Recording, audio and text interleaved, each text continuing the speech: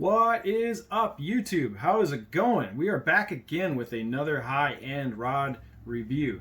Today we're looking at a special rod, and I have put in a lot of time and thought into this review. I don't know where I'm going to go with this, but there's a lot to talk about with this particular rod. This is the Shimano Conquest 842S, the 7-foot medium power spinning rod. Nearly $700. Shimano and Gloomis upped all the prices this year, so I think this thing is clocking in at just under $700. It's really expensive. I mean, when you're talking about the top of the mountain, tip of the spear, bass fishing rods, the Shimano Conquest is right up there. They're up at the top of Mount Everest as far as cost, technology, and just overall clout, I guess. I don't know. Now, there's a lot of things to talk about this rod. I'm going to try and get through as much as I can. I'm going to compare this rod a lot to the NRX because it's kind of its cousin, right?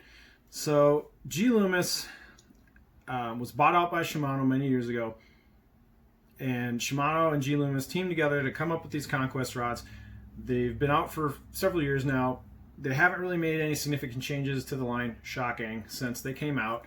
The 842S was always kind of considered to be the Swiss Army knife, do-it-all finesse rod. It's a medium power, sort of fast action. Now, what's interesting is the bait casting rods in the Conquest lineup all have the MBR action, the Meg Bass action, which means the casting rods have a pretty good parabolic action. They're a little more diverse rods than, say, the NRX bait casting rods, which are a lot stiffer. Now, the MBR action does not translate over to the spinning rods. So the spinning rods, I don't know if they have a name for the action. SJR. So it's more of the jig and worm rod configuration or action, less than the Meg Bass. So I just want to let you know that the action on these spinning rods are not as parabolic as, say, the bait casting rods. They're a little stiffer. That being said, we're going to do a bend test at the end of this. I'm going to put this against the Shimano X Pride, which is kind of in the same family, and we'll do a bend test and show you the differences. So, moving forward, this rod. Okay, so you have NRX spinning rods. The 842S, the 852S, the 873. So you have your kind of bread and butter NRX spinning rods. Those things have not been touched since like 2010. They're old technology. Recoil guides, really no frills, blah, blah, blah. So what they did is let's take the high-end rod and blank that Gloomis is capable of making, and let's throw all the technology at it, right? And that's what you get with the Conquest. So underneath this rod is a Gloomis created blank by hand. Then what they did, instead of having a unfinished blank like the NRX, this has the Spiral X wrapping that you'll find on many of Shimano's rods. You'll see it from the X Pride to the Zodius. So it's the Spiral X wrap technology that Shimano is known for. Now, there's some pluses to the Spiral X on this rod, and it's not what you think. So, in the marketing on this rod, Shimano says, hey, we improved the Gloomis blank by adding the Spiral X technology, and it's going to increase the rigidity of the blank so it's not torquing. So their marketing says when you have the Spiral X on the blank, when you cast or are fighting a fish, setting a hook, the blank is going to stay more aligned down the guides and it's not going to twist. Do you actually notice that when you're fishing this rod? I have no idea. I've fished this rod so much over the last year, and I couldn't tell you if the Spiral X makes a damn difference. I don't know if it does. I don't think it does. When you fish a rod, when you set a hook, do you notice the rod twisting? I have so many rods and I've never once went like, oh man, my rod is like bending and twisting a little bit. Even on casts, I don't think it matters. The plus though, I'll tell you one thing, there's a plus with the Spiral X wrap on this rod. It makes it so freaking durable. I have beat the crap out of this rod coming in and out of rod lockers, on the deck, in my garage, in and out of my truck. The Spiral X coating on this with the glossy epoxy coating, whatever that coating they have on this thing, this shows no scratches. I was looking up and down this rod. I can't find any wear and tear on this rod. Unlike NRXs, if you own an NRX for a couple of years and you actually use it, it's going to have scratches, It's going to have some like some of the coat, or some of the clear coat's going to rub. I'm sorry, some of the blank, the raw blank is going to rub, and you're going to get little scrapes. So there's going to be scrapes, scratches, wear and tear up and down the rod on an NRX when you use it hard. I haven't found any wear and tear on this blank. This rod literally looks like it's brand new, like I just bought it. And I think that's because of the Spiralex and the coating on this thing makes it super freaking durable to damage. So there's the plus. I don't give a shit about the torsion control or the extra distance casting or the rod doesn't twist and gives you more control. I don't care about any of that. I like the fact that it holds up to beating on. A lot of wear and tear on this rod and you can't see it. So plus side on the Spiralex. Now, this also has titanium Torzite guides. So that's the high-end, tip of the spear, Fuji guide train. It makes this thing crazy light. We got to talk about the weight. So this rod by itself weighs 3.34 ounces on my scale. Everybody's scales might be different, whatever. When I weighed this thing, it was 3.34 ounces. My NRX 872, which is a little longer, is 3.72 ounces. So this thing is considerably lighter than NRX. Yes, the NRX is a couple inches longer, whatever. It's the only NRX rod I had at the time to measure. But with a finished blank, now the NRX saves weight by having a completely unfinished blank. So this has extra material on the blank than an NRX. It's still lighter, which is crazy. So if you want the lightest possible spinning rod that you can probably get on the market, now keep in mind I haven't weighed the new Megabass P5 spinning rods, which I think might be on par with these guys. I'll get back to me. I will make a video very soon on that because I have one on the way. This is crazy light. When you pair it up with a lightweight reel, like I have the Tatula LT3000, the balance point on this thing is fantastic with a light reel. So even with a lightweight reel, the balance on this thing is sick. Right at the tip of the grip. I could probably put my finger on the grip. Oh, then it goes a little tip down. Well, it teeter-totters a little bit. But just before the grip, that's a perfect place for balance, in my opinion. So I find myself grabbing this rod all the time in my rod locker because it is so light, it's so well balanced, and I'll tell you, this cork on the Conquest is A+. I'm very critical of cork because certain companies give you a $400 rod like Megabass and they use okay cork, not great cork. The Conquest's cork is phenomenal. It's still soft. I have not lost a piece of filler because there's almost no filler in this cork. I've U40'd it and sealed it and sanded and cleaned it here and there. But man, it still feels like the day you bought it. This cork is so nice. It better be for $700, right? So balance is amazing on this rod. You're getting the Space Age Torzite guide train, still $700. You're getting a Spiralex wrapped Gloomis blank, which has been super durable. And here comes my dog. He always likes to jump in when he hears people talking. Sit. So lightweight reel, friendly. Don't need to put a heavy reel on this to get good balance. Sit. Great balance. Good on a lightweight reel. Awesome material on the blank. Fantastic cork. One downside to this rod that I thought that this thing was going to be a sick caster. I'm like, okay, so it's got the Torzite, it's got the Spiralex. This thing is going to be able to launch baits for a 7-foot rod. Casting distance, it is nothing special. I have Tatulas, Shimano X Pride, even a 13 fishing rod, all casted just as good as this. This is not like a phenomenal caster. It can be an accurate caster because it's 7 foot. This is a really I like this rod for fishing around docks and short distance cover. I've also fished really deep water with this for smallmouth, like with Ned rigs. It's just not a phenomenal caster. If you want a bomb cast, you got to get a slightly longer rod, like a 873 NRX. That is a phenomenal caster. The Megabass Brigand, that's a phenomenal caster. This thing is a mediocre caster at best, but great. It's got a lot of really good things in the good column, bad column. Price, not a phenomenal caster considering it has Torzite and the Spiralex.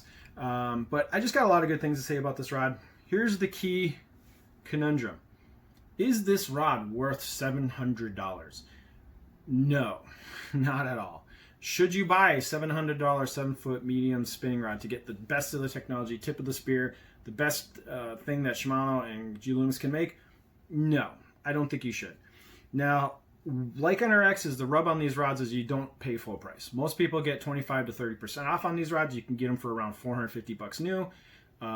So sub $500 new on this rod, or any Conquest for that matter, is pretty normal, especially when you go to shops that have that are Gloomis shops, and the sellers, if they sell 10 rods, they get a free one. So they're motivated to sell these things, as I've said in the NRX reviews. So don't pay full price for these. Don't buy them on Tackle Warehouse. You're crazy. If you do want to check out a Conquest and you want to pick one up, go to your local tackle shops, ask for a discount. They will give you one. So the price sucks on these. You can get Torzite guide trains in cheaper rods like the St. Croix Legend X, and some other offerings out there. But do I love this rod? I didn't at first. So when I first got this rod, I was expecting fireworks. I was expecting, oh man, this has got to be the best 7-foot medium power spinning rod on earth, right? It's $700. It's a Conquest. It's got Torzite. It's got the Spiral X. It's super light. It's got the fantastic cork. Everything is good. It didn't blow me away at first. I was not impressed by the casting ability. The sensitivity on this rod is quite good. Is it NRX level? I guess. I mean, sensitivity-wise, you're getting what you pay for. When you get into rods over $400, they're all super sensitive. This is just in that category. If I had to rank it sensitivity between this and an NRX or a Megabass, they're all good. They're all A+. I wouldn't be able to rank which is which. I will say my 873 NRX in deep water is definitely a little more friendly and sensitive than this thing in deep water. But I've been able to feel bites no problemo on this thing. Now, over time, I've really warmed up to this rod. I keep finding myself grabbing this rod in tournaments. I keep finding myself grabbing this rod. The first spinning rod I pull out is almost always this thing. I have just been warming up to this thing because of a couple reasons. Number one, the power. The power on this rod is fantastic. If you hook into a big fish, that sucker is probably coming in. This is a really fun rod to fight fish on because it's got so much power in the blank. When you set that hook, it's just like thunk. You can treat this rod almost like a bait caster with how hard you can set the hook on this thing, and it responds so well. And number two, I love the grip on this thing. So the grip is basically a carbon copy clone of what Daiwa's been doing for years, where it's that longer foregrip and it kind of curves up a little bit at the end. Now, for my hand specifically, it fits this rod so well. I can fish this rod all day long, throwing a wacky rig, throwing a Ned rig, throwing a Nico. I can just fish this rod all day long, and it is so comfortable and no fatigue whatsoever. So when I wrap my hand and I do my choke up, I mean, my index finger and my thumb is right there, right on that little lip, and it is so comfortable. I just love fishing this rod all day because it just fits my hand perfectly. It's like, you know, you put on a pair of shoes and it's perfect. Toe length is perfect. The width is perfect. Everything's perfect. It's like your favorite thing in the world is like, oh my God, I found a pair of shoes that are like made for my feet. For some reason, this rod and this handle was just made for my hand. I love this thing. So that's the reason that this rod is probably going to stick around. It's a combination of crisp, blank, power, lightness. I mean, this thing is so light, and that just super comfortable, high-end corky grip. Feeling this thing, it's like just holding it all day. You're just like, oh, this is nice. If I don't catch any fish all day, this just makes me happy. So this rod brings me joy. I don't know why. Well, I know why. I just explained why. But this rod makes me happy, so I'm keeping it. Is it the best $700 medium power spinning rod out there? I don't know. Is it going to stick around my collection? Yes. I'm not getting rid of this thing anytime soon. It's going to be my number one, probably go-to 7-foot medium power spinning rod. That's all I really got to say on it. If you got questions on this rod, hit me up in the comments below. I'm going to show you guys a quick bend test. I'm sorry I ranted a long time, but it's got amazing power, really durable finish. You can beat the crap out of this rod and it's still going to look new. You got the Space Age Torzite titanium guide train. You got phenomenal balance with a lightweight reel. Most rods, when you throw a lightweight reel on it, the balance is not super great, still a little tip heavy. Like, you got to make up for it with a heavier reel. Not on the Conquest. You can throw the lightest, most expensive. Throw a Stella on this thing. It's going to balance perfectly. You can get crazy with the reel on this thing, and it's going to balance wonderfully. has a sick grip that I know takes a lot of influence from Daiwa. I know Daiwa's been doing this design grip for a long time. In fact, this grip is like the same thing on a Tattoo Elite. The new Rebellions have a grip that's extremely similar to this. Just overall, this thing is like putting on a beat up old, perfectly formed baseball glove to your hand. I mean, I love this thing. So it ranks high on the joy department, very low on the wallet department. So if you cannot afford one of these, don't pine for them. There's so many other 7-foot medium power spinning rods that are half the price of this thing and just as good in almost all aspects. But if you got the money and and you want to try the tip of the mountain, I cannot turn you away from the 842S. It is a phenomenal stick. It should be for its price. There's some downsides, like it doesn't cast super long. It's probably better for medium to close quarter fishing, making big long bomb casts. You better have a heavy bait on because it's not going to throw light stuff super far. But overall, really happy with it. Resale value is pretty good on these things, not as good as an NRX. You can get these for around $400, $450 used. So you're not going to lose a ton of money, but the NRX resale value is a little easier to sell those things for a little higher prices than these things. But check your out. Always keep an eye on the used market on these things. You're going to get a deal, and because of this finish, even if you pick up a used one, you're going to know that that blank is probably still in really good shape, no matter what the previous owner did to it. Because NRX rods, when you buy used ones, you can get them and they look like they've been beat to shit. So finding a really clean, beautiful used NRX rod is not that common. Finding a beautiful, clean looking Shimano Conquest is going to be way more common because of this finish and its durability. So that's all I got to say. Let's jump over to the bend test. Thank you. Okay, this is going to be a super uneventful bend test. I have the 7-foot medium Shimano X-Pride, and I have the 7-foot medium 842S Conquest. So the only big difference in these rods is the X-Pride has 9 guides and the Conquest has 10 guides. So you notice that when you go up into the super high-end rods, they usually have a guide or 2 extra above like a rod that's a couple $100 cheaper. So you're getting a 10 guide train on the Conquest. So the biggest difference with these two rods is in the very tip. So if I lift this sucker up by the tip, if you notice, I don't know how well you can tell this, but the Conquest is got a much, I'd say quite a bit softer tip than the X-Pride up until about the 4th or 5th guide.